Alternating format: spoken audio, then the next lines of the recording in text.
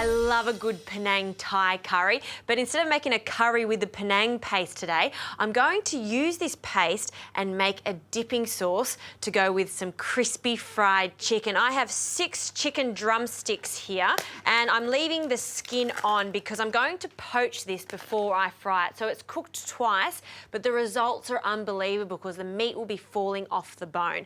Here I've got some water, and in this water, before I add the chicken, I'm going to perfume this sauce with some ginger, and this is going to really make this chicken stand out. So a big knob of ginger there can go straight into the water, and this is going to come to a boil any moment.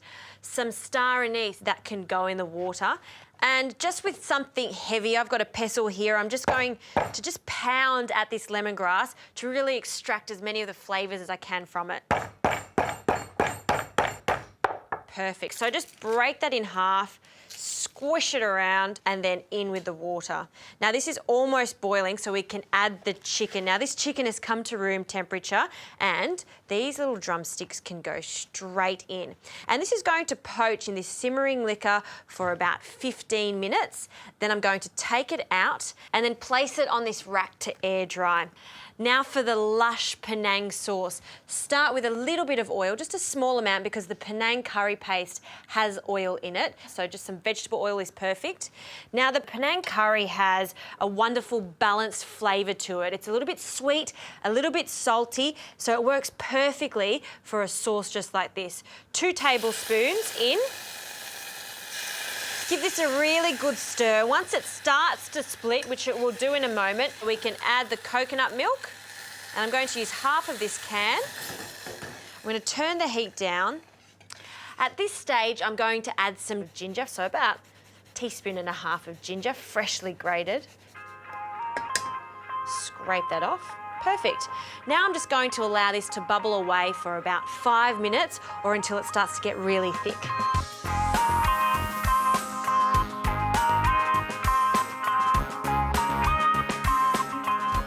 Now my chicken has come out of the poaching liquor and I've just allowed it to cool here. Before I start to remove the skin, I'm just going to set up a production line for my crumbs, egg and flour. So 2 eggs into a separate bowl here. This is also called pané, which just means crumbing any type of meat, just like this. So 2 eggs, a touch of water can go into the eggs and give it a really good whisk to combine the yolks with the white. Perfect. And now in another bowl, just a little bit of flour. Now we always start with the flour when it comes to crumbing. So first goes the flour, then the egg, and then the crumb. And now for the chicken. Now it's very easy. All I do is just pull away the skin. See how that comes away? So just cut the knuckle, and that's very soft there, soft cartilage, so the knife should run through that very easily. And then run your knife around the bone there and just give it a good scrape. The chicken looks much more appealing when the bone is nice and tidy, just like that. Looks like little lollipops, chicken lollipops. So now what I'm going to do is place this chicken into the flour, and you want to lightly coat it, dust it off with your hands, then that goes straight into the egg. Take that out of the egg and then straight into the flour and give it a really good coating. Okay, that's looking perfect. I'm going to continue these and then I'm going to fry them in oil. That's at 180 degrees.